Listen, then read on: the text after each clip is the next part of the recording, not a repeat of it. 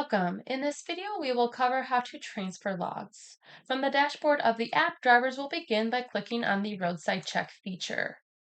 Drivers will then have an option to set a PIN, which is used so that the inspecting officer cannot access the main part of the app. With this being said, creating a PIN is optional. Therefore, those who wish to not set a PIN would simply proceed with clicking No PIN. I'm going to create a PIN and click the Set PIN button, and I will be prompted to re-enter in that PIN for confirmation purposes. Once in on the transfer screen, we have an officer code and or comments field, which is optional.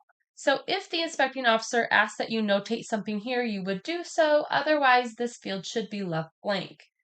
The transfer section gives drivers the option to send their logs either by email or web services. If the inspecting officer does not specify which one they want you to use, the FMCSA does recommend that logs are sent using the web services option.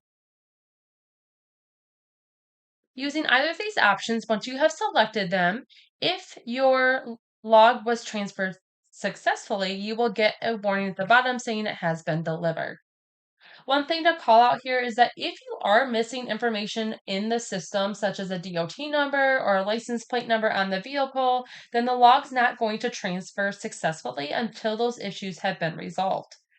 Drivers will know instantly if information is missing, as they're going to get a red warning with the known issues on their screen. If you know that you have all the correct and complete information in the system and for whatever reason you're still unable to transfer the logs, then you're going to need to use the compliance print option at the bottom.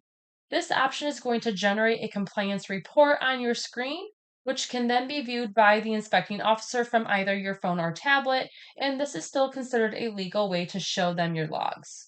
The compliance report will provide a lot of great information, and it can also be a good reference for drivers before any inspection, just to verify that all the information is there and it is correct.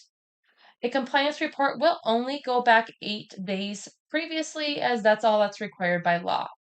After an inspection is over, drivers will simply click the exit button in the upper right-hand corner. If a PIN was set at the beginning, they would have to re-enter that PIN to get out, followed by either continue to go back to the dashboard or log out of the app entirely. We have now successfully transferred our logs. That's all we have for this video. Thank you for watching, and we'll see you in the next one.